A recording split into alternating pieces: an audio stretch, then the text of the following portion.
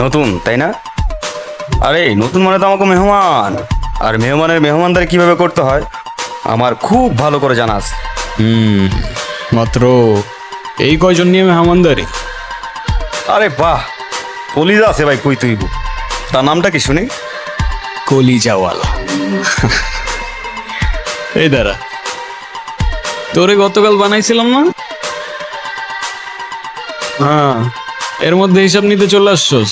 আরে ভাই, হিসাব নিকাশ স্যার আজকে অনেক কিছু দিব আপনার, যা কল্পনাও করতে পারবেন না। ফ্রিতে দেবো আজকে, ফ্রিতে।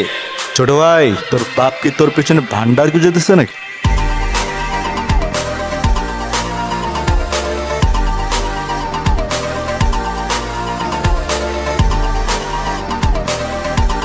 আরে তুই জানোস ওই কি করছে? ও বাইরে থেকে আয়া রকির গায়ে হাত দিছে। আর তুই এখানে কি করস?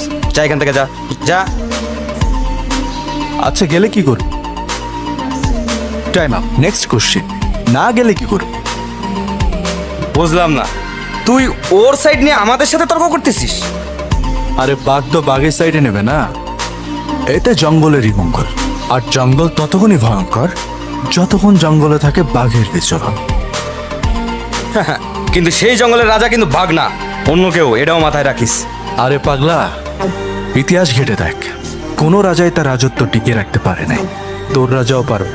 শোন, ভাইরে যদি জানাই ফলটা কিন্তু ভালো হইব না। আচ্ছা, তোর ভাই কি ফলের বিজনেস শুরু করছে নাকি রাজনীতি ছেড়ে? ফল ভালো।